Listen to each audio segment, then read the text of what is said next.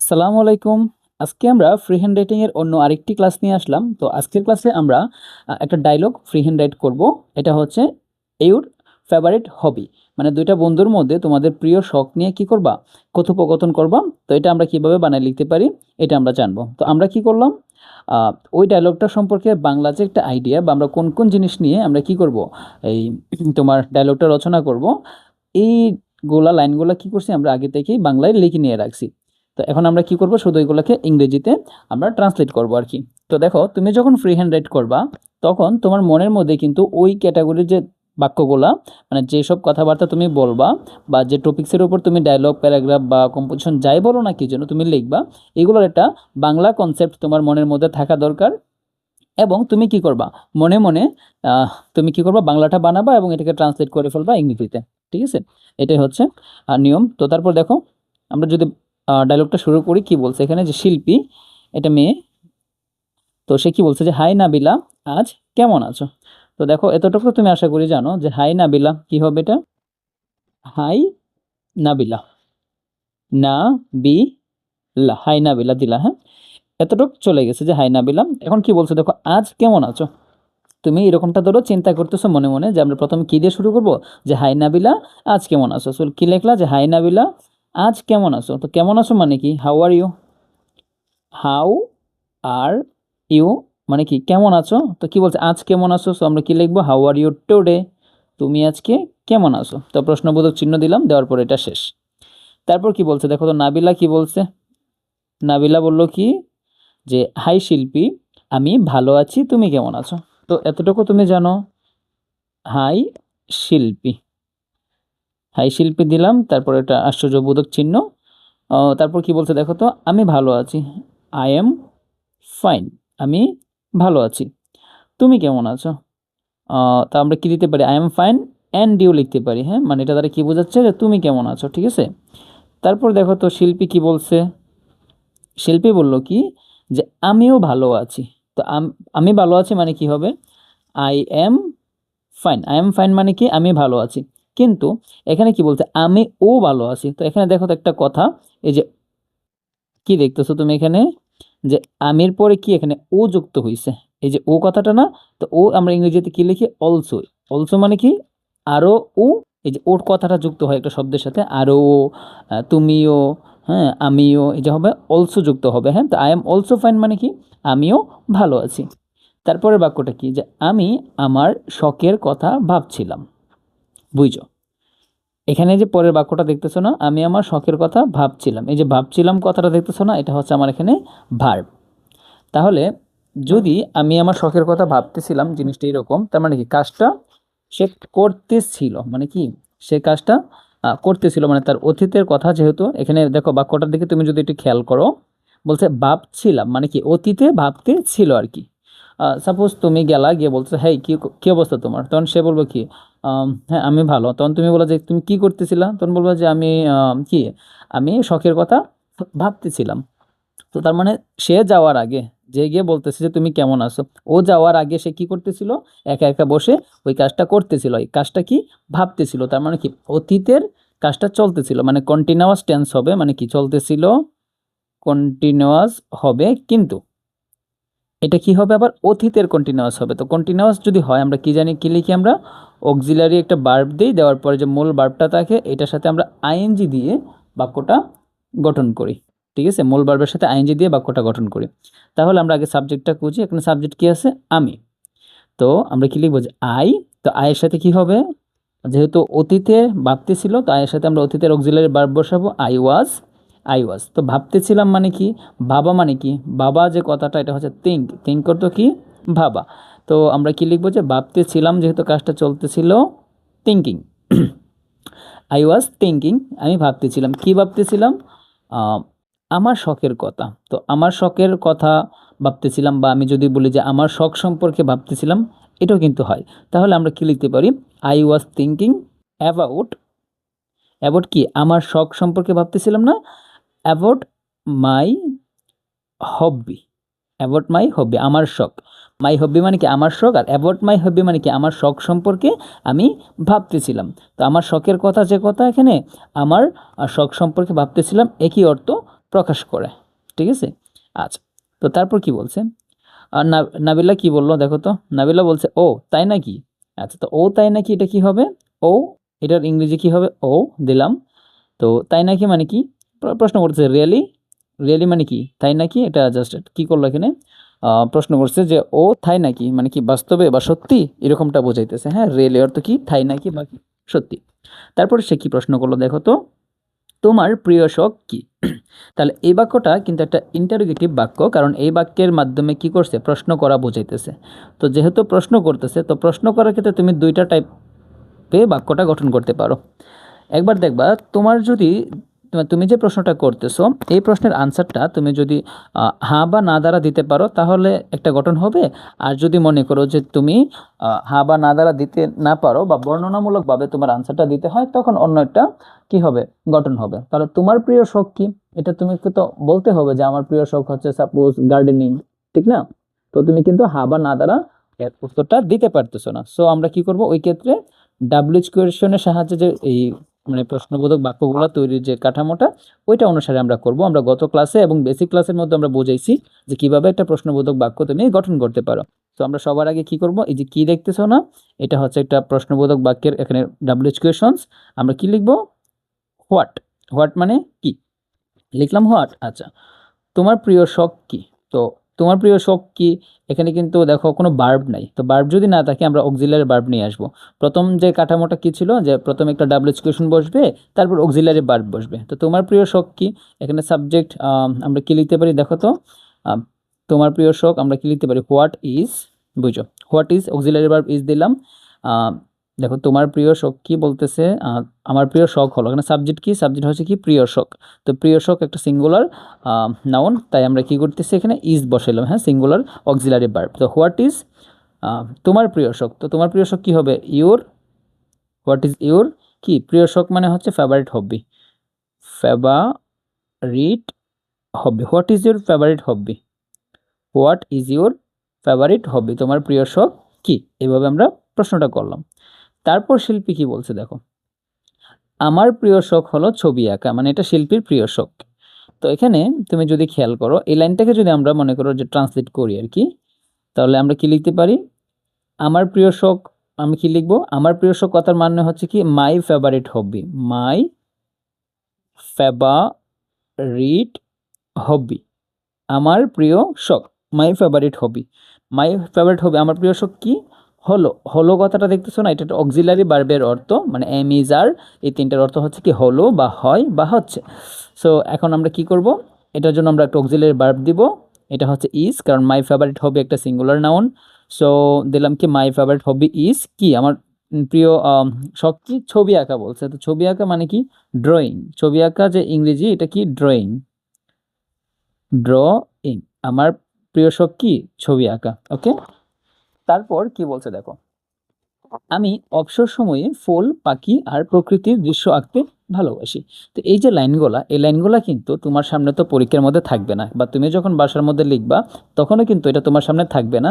Just এই ক্যাটাগরির বাংলা লাইনের যে চিন্তাগুলা, এই চিন্তাগুলা তুমি তোমার মাইন্ডের মধ্যে রাখবা আর কি, যে তুমি মনে মনে চিন্তা করবা যে আমি এখন এই বাক্যটা লিখবো, যে হচ্ছে কি আমি অবসর সময়ে ফুল পাখি আর প্রকৃতির দৃশ্য আঁকতে ভালোবাসি। সাপোজ তুমি এটা মনে মনে চিন্তা করতেছো, তো সবার আগে তুমি কি করবা, সাবজেক্ট দিয়ে শুরু করতেছো যে আই, মানে কি আমি, আমি কি করি, আমি ভালোবাসি মানে কি আই লাইক, বা আই লাভ, আই লাভ মানে কি আমি ভালোবাসি, বুঝো বাক্যটা। তো তুমি তো মনে মনে চিন্তা করতেছো যে আমি ভালোবাসি, তখন তুমি চিন্তা করবে যে আমি ভালোবাসি, কি করতে ভালোবাসি, আমি তো আঁকতে ভালোবাসি, কি আঁকতে ভালোবাসি, আই লাইক, কি হবে আই লাভ দিছো না, তো আঁকতে কি হবে আই লাভ, আঁকা মানে হচ্ছে ড্র, আর আঁকতে কি হবে two draw, I love to draw, আমি কি আঁকতে ভালোবাসি, আই লাভ টু ড্র। তো ড্র মানে আঁকা, আর টু ড্র মানে কি আঁকতে। তো আই লাভ টু ড্র, আমি আঁকতে ভালোবাসি, তুমি এটা মনে মনে সাপোজ চিন্তা করলা যে কি আমি আঁকতে ভালোবাসি। তখন তুমি আরও বাক্যটাকে বড় করতে চাইতেছো যে না আমি আঁকতে ভালোবাসি, কি আঁকতে ভালোবাসি, আমি ভালোবাসি কি ফুল পাখি আর প্রকৃতির দৃশ্য। তো আমরা এটা কী লিখবো, আই লাভ টু ড্র কি আঁকতে, ফুল না, ফুল মানে হচ্ছে ফ্লাওয়ার, ফ্লাওয়ার্স। তারপর তুমি কি লিখবা যে পাখি, ফুল দিলা, পাখি দিবা, তো কি দিবা বার্ডস, আর মানে কি এবং, মানে কি অ্যান্ড। তো আই লাভ টু ড্র, আমি আঁকতে পছন্দ করি কি, তুমি দিলে কি ফুল, পাখি এবং কি প্রকৃতির দৃশ্য। তো প্রকৃতির দৃশ্য মানে কি, আমরা একসাথে লিখে ফেলতে পারি যে প্রকৃতির দৃশ্য হচ্ছে তোমার নেচার সাইট বলতে পারি, বা কি বলতে পারি আমরা, নেচার সিনারি বলতে পারি, এটা খুব সুন্দর হয়। নেচার মানে কি প্রকৃতি, NUTO, নেচার। সিন, সিন মানে কি দৃশ্য বা সাইট লিখতে পারি। আচ্ছা, আমরা তো এটা সিনই লিখে ফেলি, SCEN, ই, সিন্স, হ্যাঁ, নেচার সিন্স। এগুলো আঁকতে আমি কি করি, ভালোবাসি। তারপর তুমি এই বাক্যটা ধরো লিখলে, লেখার পরে আবার তুমি চিন্তা করলা যে না আমি কি করবো, যে এগুলো যে আঁকতে ভালোবাসি কখন, অবসর সময়ে। তো অবসর সময় মানে কি, ফ্রি টাইম, বুঝো। অবসর সময় মানে হচ্ছে ফ্রি টাইম, এটা তুমি লিখতে পারবা। কিন্তু তুমি তো মনে মনে চিন্তা করছো যে অবসর সময় এ, শেষে কি আছে, এই অবসর সময়ের পরে তুমি এ যুক্ত করছো না। তো এ হলে আমরা জানি কি, প্রিপোজিশন হিসেবে এই শব্দটার সামনে কি দিব, ইন যুক্ত করব। এই শব্দটার সামনে আমরা কি করলাম, সামনে ইংরেজিতে ইন প্রিপোজিশন যুক্ত করছি, বাংলায় এই শব্দটার পিছনে এ যুক্ত হবে। তো অবসর সময় মানে কি, ইন ফ্রি টাইম। ওকে, আচ্ছা। তো তারপর কি বলছে দেখো তো, যে নাবিলা বলছে কি খুব ভালো। তো খুব ভালো মানে কি, আমরা বলতে পারি ভেরি গুড বা দ্যাটস নাইস। তো আমরা ভেরি গুড দিই, ভেরি গুড মানে কি, খুব ভালো, ঠিক আছে, দিলাম। তো এখানে কি বললো, যে তুমি ছবি আঁকায় সত্যি খুব ভালো। তারপর সে একটা কি করছে, ওর একটা কমপ্লিমেন্ট করলো কি, যে তুমি ছবি আঁকায় খুবই, সত্যি খুব ভালো। তো সাবজেক্ট কি, সাবজেক্ট হচ্ছে ইউ, মানে কি তুমি। তো তুমি খুব ভালো, বুঝো, তুমি খুব ভালো ছবি আঁকাই, এটা অন্য একটা বাক্য। এই যে এই পার্টটা দেখতেছো না, যে ছবি আঁকাই, এটা অন্য একটা জিনিস। তো এখানে যে নাবিলা, যে শিল্পীরে বলতেছে, নাবিলা শিল্পীরে কি বলছে, তুমি খুব ভালো। তো তুমি খুব ভালো যদি এতটুকু পার্ট হয়, তো আমরা কি বলবো, you are good. You are খুব, মানে খুব ভালো মানে কি, very good, you are very good দিলাম। ইউ আর ভেরি গুড মানে কি, তুমি খুব ভালো। কিসে তুমি খুব ভালো, ছবি আঁকাই। তো ছবি আঁকা মানে কি, ড্রয়িং। ছবি আঁকা মানে হচ্ছে ড্রয়িং। আর ড্রয়িংয়ের আগে আমরা প্রিপোজিশন কি ইউজ করব, অ্যাট ইউজ করব, হ্যাঁ, মানে অ্যাট ড্রয়িং। অ্যাট ড্রয়িং মানে কি, গুড অ্যাট। এই যে এতটুকু দেখতেছো না, গুড অ্যাট, এটা একটা অ্যাপ্রোপ্রিয়েট প্রিপোজিশন। তো গুডের সাথে আমরা অ্যাট দিয়ে কি করলাম, যে ড্রয়িং দিলাম, মানে কি গুড অ্যাট ড্রয়িং, মানে কি ছবি আঁকাই সে ভালো, বা ছবি আঁকাতে সে অনেক ভালো, এটা বোঝাইতেছে। হ্যাঁ, তো এটা একটা অ্যাপ্রোপ্রিয়েট প্রিপোজিশন, মানে কি গুড অ্যাট। তারপর কি বলছে দেখো তো, শিল্পী বলছে কি, যে ধন্যবাদ। তো ধন্যবাদকে তুমি ইংলিশে কি লিখবা, থ্যাঙ্কস, লিখলাম থ্যাঙ্কস। আচ্ছা। তারপর কি বলছে, যে ছবি আঁকা আমাকে আনন্দ দেয় এবং মনকে শান্ত করতে সাহায্য করে। তো এখানে এই যে এই লাইনটা দেখতেছো না পুরাটা, যে ছবি আঁকা আমাকে আনন্দ দেয় এবং মনকে শান্ত করতে সাহায্য করে। তো এখানে কে এই কাজটা করে, ছবি আঁকা। তো ছবি আঁকা কি করে, একটা হচ্ছে কি দেয়, কি দেয়, আনন্দ, এটা হচ্ছে একটা, মানে আনন্দ দেয়, এটা হচ্ছে একটা ভার্ব বলতে পারি। বা আরটা হচ্ছে কি, সাহায্য করে, কি করতে সাহায্য করে, মনকে শান্ত করতে। তাহলে এই পুরো বাক্যটাকে তুমি যদি লেখো, আগে তোমাকে কি করতে হবে, সাবজেক্টটা লিখতে হবে, যে ছবি আঁকা মানে কি, ড্রয়িং, ড্রয়িং। তো ড্রয়িং, ছবি আঁকা কি করে, আমাকে আনন্দ দেয়, বুঝে, ছবি আঁকা আমাকে আনন্দ দেয়। ছবি আঁকা যদি আমাকে আনন্দ দেয়। আচ্ছা, দেখো গত লাইনটার মধ্যে একটা লাইন প্যাচ লাগিয়ে দিয়েছি, মানে কি, এটা বলে করি নাই আর কি, যে আমি তোমার কাজ দেখেছি। এই লাইনটা করি নাই, সো এটা একটু করার চেষ্টা করি। হ্যাঁ, তো কাজ দেখেছি, বুঝো, দেখেছি কাজটা কিন্তু অলরেডি শেষ। তো আমরা যখন দেখি কোনো বাক্যের মধ্যে কাজ শেষ হয়ে পড়ে বারবার, তখন এটা কি, পারফেক্ট টেন্সের গঠন অনুসারে হয়। তো আমি তোমার কাজ দেখেছি মানে কি, আই, দেখা মানে কি, দেখা মানে হচ্ছে কি, তোমার কি বলতে পারি, আমরা দেখাটাকে কি বলতে পারি, সি অর্থ দেখা, সি অর্থ দেখা না, আর সি এর 3 নম্বর রূপ কি হবে, দেখেছি, এরকমটা হবে আর কি। তো এটার ক্ষেত্রে যদি পারফেক্ট টেন্সের গঠন হয়, তখন কি করে আমরা হ্যাভ অথবা হ্যাজ দেই, আমরা গত ক্লাসে পড়ছি এবং আশা করি এই বেসিকটা তুমি জানো। সো আই হ্যাভ দিলাম না, তখন বার্বের কি হবে, 3 নম্বর রূপ হবে। তো বার্ব হচ্ছে সি, আর এটা 3 নম্বর রূপ কি, সিন। তো আই হ্যাভ সিন মানে কি, আমি দেখেছি।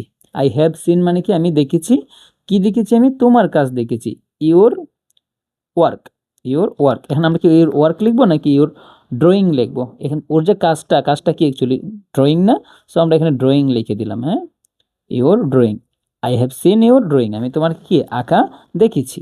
আচ্ছা, তো এখানে কি বলছিল, যে ছবি আঁকা আনন্দ দেয়, ড্রয়িং কি করে, আনন্দ দেয়, দেওয়া মানে কি, গিভ। দেখো গিভ লিখলাম।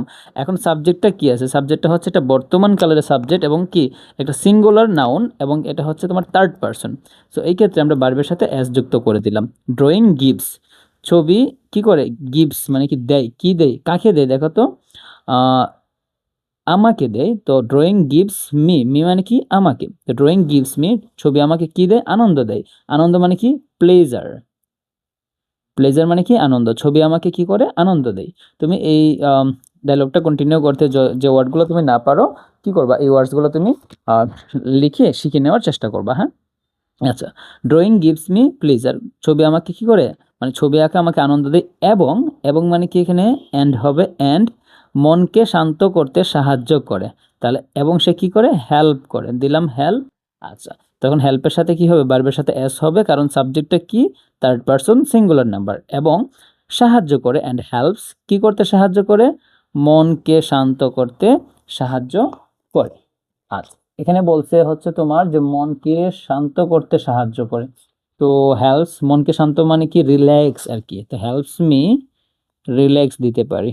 রিল্যাক্স মানে কি মনকে শান্ত রাখা আর কি, এটাই বোঝাইতেছে, মানে মনকে শান্ত করা মানে কি পুরোটা হচ্ছে রিল্যাক্স বোঝাইতেছে। তো হেল্পস মি রিল্যাক্স, আমাকে কি করতে, মানে হেল্পস মি রিল্যাক্স মানে হচ্ছে তোমাকে মনকে শান্ত করতে, এটা বোঝাইতেছে আর কি। হ্যাঁ, আচ্ছা, তাহলে তুমি একটা জিনিস খেয়াল করো, বা তুমি অন্যভাবে লিখতে পারো যে মনকে শান্ত করতে আহ, উম, উম, উম, বুঝো, এটা না লিখে তুমি এভাবে লিখতে পারতা, এটা না লিখে তুমি কিভাবে লিখতে পারতো যে হেল্পস মি আমাকে সাহায্য করে কিভাবে, মনকে শান্ত রাখতে, টু কুইট, বা টু কিপ লিখতে পারি, টু কুইট মাই মাইন্ড, মানে কি আমার মনকে শান্ত রাখতে, এরকমটা হইতে পারে।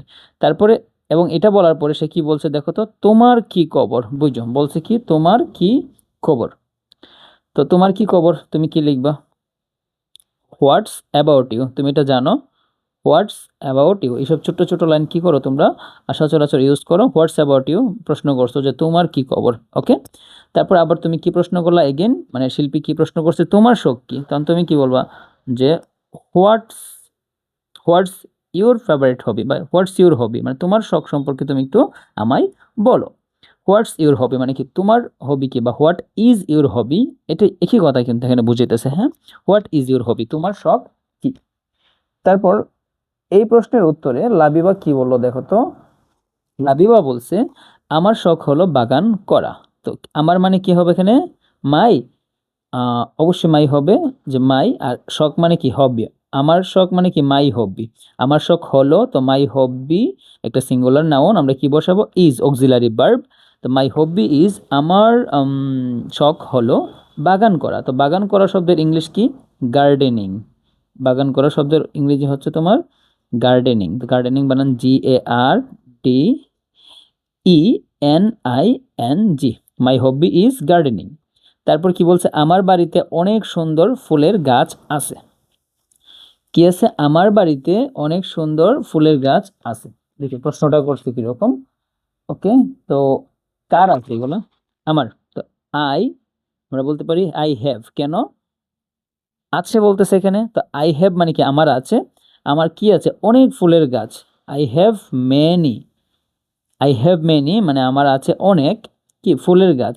আমরা ফুলের গাছ ইংরেজি কি জানি, ফ্লাওয়ার মানে হচ্ছে ফুল, আর প্ল্যান্ট মানে কি গাছ বা চারা গাছ বোঝাইতেছে। হ্যাঁ, I have many flower plants, আমার কি আছে অনেক ফুলের গাছ আছে, কোথায় আছে, আমার বাসায় বা আমার বাড়িতে। তো বাড়িতে মানে কি, বাড়িতে মানে হচ্ছে অ্যাট হোম, অ্যাট হোম মানে কি বাড়িতে, ঠিক আছে। বাড়ি মানে হচ্ছে হোম, আর অ্যাট হোম মানে কি বাড়িতে বোঝাইতেছে। হ্যাঁ, বাড়ির সামনে আমরা অ্যাট প্রিপোজিশনটা ইউজ করি হোমের সামনে। তো তারপরে এর কথায় শিল্পী কি বলছে যে বাহ, তো বাহ ইংরেজিতে আমরা কি হইতে পারে, উম, আমরা লিখতে পারি কি ওয়াও, ওয়াও লিখতে পারি। তারপর বলছে দারুণ তো, তো দারুণ তো মানে কি, আমরা বলতে পারি যে এটা খুব ভালো, বা দ্যাটস গুড, দ্যাটস গুড না বলে আমরা বলতে পারি এখানে ওয়ান্ডারফুল, বা একটা বিস্ময়সূচক এটা কিছু বুঝাইলাম যে that's wonderful, wow that's wonderful, বাহ দারুণ তো, এরকম। তারপর বলছে কি বাগান করা খুব শান্তির একটা শখ। তো বাগান করা ইংরেজি কি, গার্ডেনিং, এটা হচ্ছে আমার এখানে সাবজেক্ট, আমরা কি লিখবো, গার্ডেনিং। গার্ডেনিং হচ্ছে, গার্ডেনিং ইজ খুব শান্তির একটা শখ। তো খুব শান্তি মানে কি, ইজ, গার্ডেনিং ইজ লিখলাম মানে কি, তোমার এটা কি বলে, গার্ডেনিং বা বাগান করা হলো, ইজ এ ভেরি, একটা খুব শান্তির শখ, বুঝো। এ বেরি লিখলাম, তো শান্তির শখ মানে কি? শান্তি হচ্ছে তোমার পিসফুল, পিসফুল মানে শান্তিপূর্ণ, আর শখ মানে কি? হবি। তো পিসফুল হবি মানে হচ্ছে কি? শান্তির শখ বা শান্তিপূর্ণ একটা শখ। তো এ বেরি কি? একটি খুব শান্তির শখ বুঝাইতেছে পুরোটা। এ ভেরি পিসফুল, একটি খুব শান্তির, তারপরে হবি মানে কি? শখ। তো gardening is a very peaceful hobby. Gardening হচ্ছে কি? একটি খুব শান্তির শখ। তারপরে নাবিলা কি বললো দেখো, যে হ্যাঁ আমি গাছগুলোর যত্ন নিতে খুব উপভোগ করি। আমি প্রতিদিন সকালে আহ, ওদের জল দেই, মানে ওই কথার প্রসঙ্গে বলছে আর কি, বুঝো। মানে এখন শিল্পী তো ওরে জিজ্ঞাসা করছিল যে কি তোমার কি করার শখ, তখন সে বলছিল কি আমার বাগান করার শখ। তখন এটার ক্ষেত্রে ও মানে একটা প্রশংসাসূচক বাক্য হিসেবে বলছে হ্যাঁ, বা দারুণ তো, বাগান করা তো খুব ভালো একটা শখ বা খুব শান্তির একটা শখ। তখন ওর কথার সাথে তাল মেলাতে গিয়ে নাবিলা কি বললো, যে হ্যাঁ আমি এই গাছগুলোর, মানে হ্যাঁ এখানে কেন বলছে? হ্যাঁ বলছে ওই যে বলছে না যে গার্ডেনিং হচ্ছে এটা খুব ভেরি পিসফুল হবি, মানে কি খুব শান্তিপূর্ণ শখ। এটার কারণে সে কি বলছে? বলছে কি ইয়েস, মানে কি হ্যাঁ। ঠিক আছে।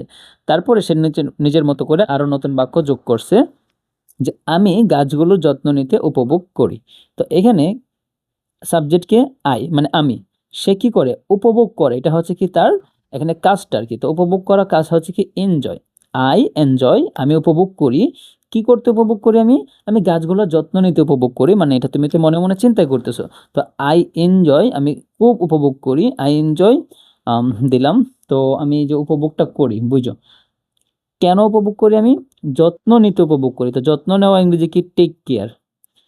টেক আচ্ছা, যত্ন নিতে উপভোগ মানে কি? আই এনজয় টেক কেয়ার লিখলাম এখানে। তো এটা তো টেক কেয়ার কি একটা ভার্ব না? সো আমরা পাশাপাশি দুইটা ভার্ব নিয়ে এটাকে কি করতে পারি? আমরা আইএনজি দিয়ে দিতে পারি বা টু দিয়ে যুক্ত করতে পারি, যে আই এনজয় টেকিং কেয়ার, আমি কি যত্ন নিতে পছন্দ করি, বা I enjoy to take care. আচ্ছা, এইভাবে না দিয়ে আমরা এটা লিখতে পারি যে আমি উপভোগ করি, কি করতে উপভোগ করি? যত্ন নিতে না। তো যত্ন নেওয়া মানে হচ্ছে কি? Take care. টেক কেয়ার মানে যত্ন নেওয়া, আর আমরা কি যুক্ত করবো? যে টু টেক কেয়ার, আমি উপভোগ করি টু টেক কেয়ার মানে কি? যত্ন নিতে। তে যুক্ত হয়েছে, সো আমরা এই ভার্বের সামনে কি করলাম? এটা ইনফিনিটিভ ফর্ম হিসেবে টু যুক্ত করে দিলাম। কারণ আমরা কি জানি, ভার্বের সামনে যখন টু যুক্ত করি বাংলায় ভার্বের শেষে তে যুক্ত হয়। তো যত্ন নেওয়া মানে হচ্ছে টেক কেয়ার, আর যত্ন নিতে কি হবে? To take care. I enjoy to take care, আমি কি করি? উপভোগ করি যত্ন নিতে। কার? গাছগুলোর। তো গাছগুলো তো নির্দিষ্ট, আমরা কি লিখতে পারি? The plants. The plants. ও বা আবার এখানে গাছগুলোর বলছে না, তো অফ যুক্ত করলাম, কারণ গাছগুলো এর কিন্তু, হ্যাঁ, অফ দ্য প্ল্যান্টস, এই অফ প্রিপোজিশনটা বাংলায় এর কথাটা যুক্ত করে, হ্যাঁ, আমরা বেসিক ক্লাসের মধ্যে এগুলো পড়াইছি, এবং অন্যান্য ফ্রি হ্যান্ড রাইটিং এর ক্লাসগুলোর মধ্যে কি এগুলো নিয়ে বিস্তারিত আমরা আলোচনা করছি। So to take care of the plants মানে কি? কি করতে পারি? আমরা যত্ন নিতে পারি অফ দ্য প্ল্যান্টস, ওই গাছগুলোর। তারপরে কি বলছে? আমি প্রতিদিন সকালে ওদের জল দিই। আমি, আই, জল দেওয়া হচ্ছে কি আমার এখানে ভার্ব। তো জল দেওয়া মানে হচ্ছে কি? ওয়াটার। ওয়াটার অর্থ এমনিতে আমরা জানি জল, কিন্তু বা পানি। এখন খেয়াল করো, এই ওয়াটার যদি ভার্ব হিসেবে ব্যবহৃত হয় তখন এটা দ্বারা কি বোঝাইতেছে? যে পানি দেওয়া বোঝাইতেছে। তাহলে আমি পানি দিই বা আমি জল দিই, কি ওদের না? ওদের মানে কি? দ্যাম, মানে ওই যে গাছগুলা ওদেরকে বোঝাইতেছে, বুঝছো? তো আমি কি লিখতে পারি এখানে? যে আই ওয়াটার দ্যাম, মানে আমি তাদেরকে বা গাছগুলাকে কি করি? জল দেই। কি করে? কখন জল দেই? আমি তাদেরকে জল দিই প্রতিদিন সকালে। এভরি, এভরি মানে কি? প্রতি। এভরি মর্নিং মানে কি? প্রতি সকালে। এভরি মর্নিং আমরা কি লিখতে পারি? প্রতি সকালে। I water them every morning, আমি প্রতিদিন সকালে কি করি? তাদেরকে জল দেই। ওকে। তারপর শিল্পী কি বলছে দেখো তো, যে দারুণ তো, এই যে ও কি বলছে? দারুণ তো। তো দারুণ তো ইংলিশ কি আমরা লিখতে পারি? That's great. দ্যাটস গ্রেট, এটাই আগেরটার মতোই, যে কি বলছে? যে বাহ দারুণ তো, দ্যাটস ওয়ান্ডারফুল, বা এখানে আমরা কি দিয়েছিলাম? যে দ্যাটস গ্রেট মানে কি? দারুণ তো। তারপরে এটা বলার পরে সে কি করছে দেখো, সে বলছে কি শখ আমাদের সব অবসর সময়কে ভালোভাবে কাজে লাগাতে সাহায্য করে। বুঝো, তুমি যখন এই বাক্যটা মনে মনে চিন্তা করবা, তো তুমি তো দেখবা কে সাহায্য করে আমাদেরকে? শখ আমাদেরকে সাহায্য করে। তো তুমি ওই ক্যাটাগরি বাক্য যখন চিন্তা করবা সবার আগে তো তুমি সাবজেক্টটা লিখে নিবা। তো সাবজেক্ট মানে কি? হবি। এখানে সাবজেক্ট কি হবে? হবি হবে, কারণ শখ। শখ কি করে? আমাদেরকে সাহায্য করে। শখ হেল্প, তো হবি হচ্ছে একটা সিঙ্গুলার নাউন, আমরা এস যুক্ত করে দিব থার্ড পারসন যেহেতু। তো হবি হেল্পস মানে কি, তুমি কি চিন্তা করতেছো যে শখ সাহায্য করে কাদেরকে, আমাদেরকে। তো আমাদের মানে কি আস। তো হবি হেল্পস আস, শখ আমাদের সাহায্য করে কি করতে, কাজে লাগাইতে, কাজে লাগাইতে ভালোভাবে কাজে লাগাতে। তো ভালোভাবে কাজে লাগাতে মানে কি, ইউজ মানে কি ব্যবহার করতে বা কাজে লাগাতে একই কথা। ইউজ কি কি কাজে লাগাইতে, আমাদের অবসর সময়কে না। হবি হেল্পস আস, আচ্ছা একটা কাজ করি এইভাবে না দিয়ে, আমরা যেহেতু বলছে কাজে লাগাতে, তো কাজে লাগানো মানে কি ইউজ মানে ব্যবহার করা। আর যেহেতু তে যুক্ত আছে আমরা টু দিয়ে যুক্ত করতে পারি কি, হবি হেল্পস আস টু ইউজ মানে ব্যবহার করতে বা কাজে লাগাতে কাকে, আমাদের অবসর সময়কে। শখ আমাদেরকে কি করে, অবসর সময়কে কাজে লাগাতে সাহায্য করে। হবি হেল্পস আস টু ইউজ কি করতে, উম, আচ্ছা এখানে দেখো একটা জিনিস যদি তুমি চিন্তা করো যে আমাদের অবসর সময় যদি একসাথে চিন্তা করো তাহলে কিন্তু এখানে আজ হবে না। আর যদি মনে করো এরকমভাবে চিন্তা করবা যে হবি আমাদেরকে সাহায্য করে অবসর সময়কে কাজে লাগাতে, ঠিক আছে। সো তখন আমরা কি করব, ওই আজটা এভাবে রাখবো। আর যদি পুরাটা চিন্তা করি যে আমাদের অবসর সময়কে, সো আজটা এখানে হবে না।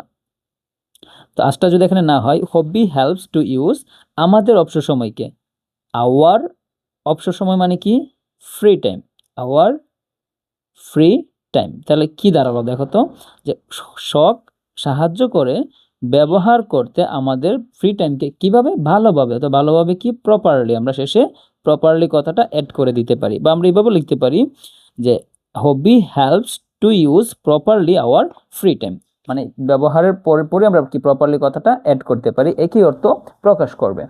তখন নাবিলা কি বলছে দেখো, টিক। তো টিক মানে কি রাইট, টিক ইংরেজি কি বলতে পারি আমরা, রাইট বলতে পারি, যে হ্যাঁ টিক। এগুলো আমাদের মনকেও সতেজ ও সক্রিয় রাখে। তো এগুলো মানে কি, এই যে ফুলগুলা, তো ফুলগুলোকে বোঝাইতেছে। তো কিছুক্ষণ আগে আমরা যখন ফুলগুলাকে লিখছিলাম, মানে কি এই কি বলছি, আমি প্রতিদিন সকালে উদের জল দিই, তো উদের পরিবর্তে আমরা দ্যাম বসেছি না। সো আমরা এখানে কি বসাতে পারি, এগুলোকে আমরা দে লিখতে পারি। ওইটার সাথে তো মিল রাখতে হবে তাই না। তুমি যদি এগুলোর মধ্যে এটা এটা করে বলতাম, মানে ইট ইটস এরকম বলতা, তাহলে আমরা এখানে ইট ইউজ করতাম। তো এখানে যেহেতু আমরা তাদেরকে লিখছি, সো আমরা এখানে দে লিখবো। হ্যাঁ, তো এগুলো মানে কি দে মানে তাদেরকে বোঝাইতেছে, তারা কি করে রাখে, বুঝছো। আমাদের কাজটা কোনটা, রাখা। তারা কি রাখে, তা রাখা মানে কি কিপ, দে কিপ।